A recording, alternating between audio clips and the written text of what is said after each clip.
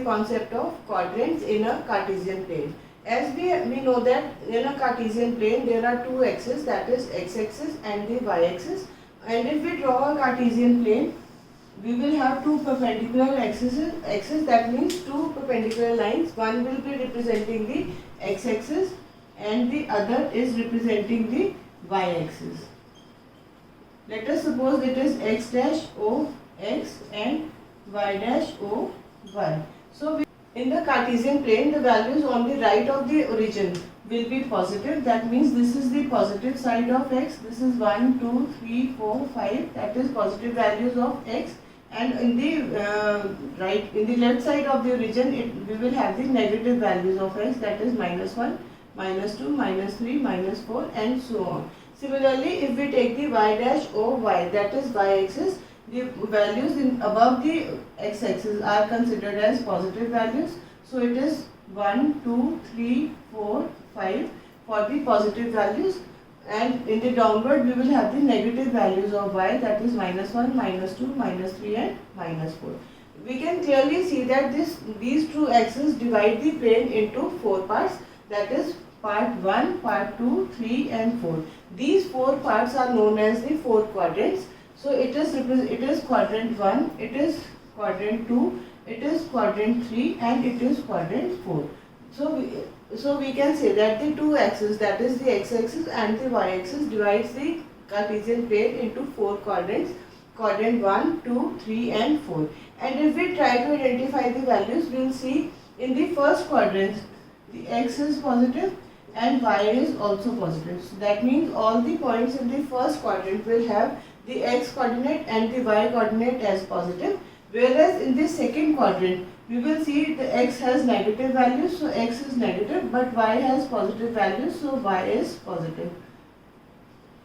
In the third quadrant x is again negative but y is also negative, and in the fourth quadrant we will have x as positive and y as negative. So we can say in the first quadrant, or we can say in the first quadrant Q1 x is greater than 0 and y is also greater than 0. In the second quadrant, that is the second quadrant Q2 x will be less than 0 but y will be greater than 0. In the third quadrant, that is Q3 x will be less than 0, y will also be less than 0, because in the third quadrant both x and y are negative, so the x will also be negative and the y will also be negative. Similarly, in the fourth quadrant x will be greater than 0 but y will be less than 0. So this is how we can identify whether a particular point will lie in which quadrant, that is whether in the first quadrant or second quadrant or third quadrant or fourth quadrant. Depending on the values of the coordinates, we can identify the position of the point in the Cartesian plane, or as to in which quadrant the value will lie. Suppose we are given we are given a point A as 3, 2.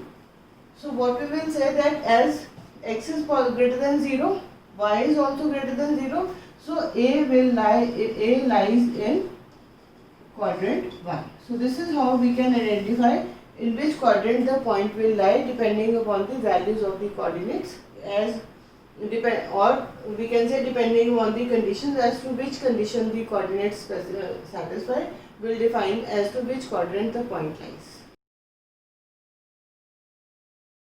Now let us apply the concept to find in which quadrant these points will lie. Suppose we are given A as 3, -5, B as 6, 2, C as -3, 4, D as 1, 5 and E as -1, 7. So and we are supposed to find as to in which quadrant these points will lie. So first we can have the Cartesian plane, that is the y dash o y and x dash o x. So this is quadrant 1, this is quadrant 2, this is quadrant 3 and this is quadrant 4.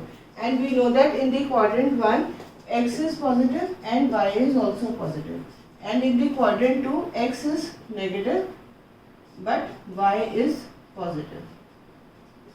In the third quadrant x is negative, y is also negative, and in the fourth quadrant x is positive but y is negative. So we can say, using this condition we can identify as to which quadrant the point will lie. Let us take the first case. As a is 3, minus 5, that means the coordinates of a are 3, minus 5. So we can say that as x is positive, so the point will either lie in the first quadrant or in the fourth, because in the first and fourth quadrant x is positive, but we can see that y is negative. That means it will lie in the fourth quadrant, because in the first quadrant both are positive, but as we know that x is positive and y is negative, so this point will lie in the fourth quadrant. Similarly for point 6, minus 2, again the x is positive, so it can be in the first or the fourth quadrant, but as y is negative, so this point will also lie in the fourth quadrant. That means A as well as B lie in the fourth quadrant. Now for the point C, that is minus 3, 4. So we can see that x is negative. Now x negative means the second quadrant or the third quadrant, but y is positive. So the point will lie in the second quadrant, because in the second quadrant x is negative but y is positive. So the point will lie in second quadrant. So we can say C lies in the second quadrant. Now for the point 1, 5. As we see that x is positive and y is also positive, so the only quadrant in which it can lie is Q1, that is the first quadrant. Because x was positive, so the number could have been in the first and the fourth quadrant. The point could have been in the first or the fourth quadrant, but as y was also positive, so the point will lie in the first quadrant, or we can say D will be in the first quadrant. Similarly for the point this, that means E, minus 1, 7. Now we see that x is negative, so that means the point will either lie in the second or in the third quadrant, but as y is positive, so the point will lie in the second quadrant. So we can say E will also lie in the second quadrant. So from the definition of the quadrants, we can say that point A and B lie in the fourth quadrant, D lies in the first quadrant, but C and E lie in the second quadrant. So this is how we can identify as to which quadrant the point will lie depending upon the values of the coordinates.